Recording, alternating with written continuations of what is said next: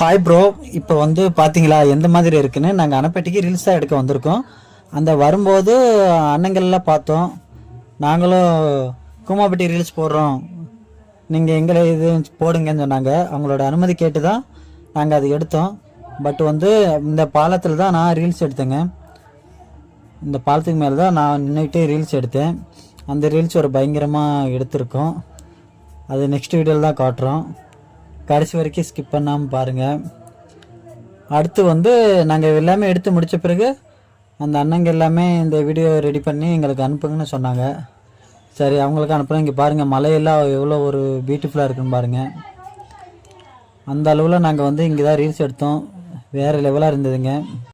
Next reels எல்லாம் முடிச்சுட்டு இந்த பாலம் வழியை தாங்க வந்தோம். பாருங்கள், ஒரு சேஃப்டியே இல்லை. ஏதாவது கொண்டு போனால் கூட நம்ம பைக்கில் தான் வச்சுட்டு ஃபோன் ஏதாவது வந்தால் கூட மிஸ் ஆகிரும். அந்த மாதிரி இருக்குது பாருங்கள், சேஃப்டியே இல்லை. இங்கே நின்றுட்டு தான் நான் ரீல்ஸே எடுத்தேன். ரீல்ஸ் வந்து கிளைமேட்டு நாங்கள் கொஞ்சம் மதிய காலையிலே போயிட்டோம். ஈவினிங் போனால் இன்னும் சூப்பராக தெரிஞ்சிருக்கும்.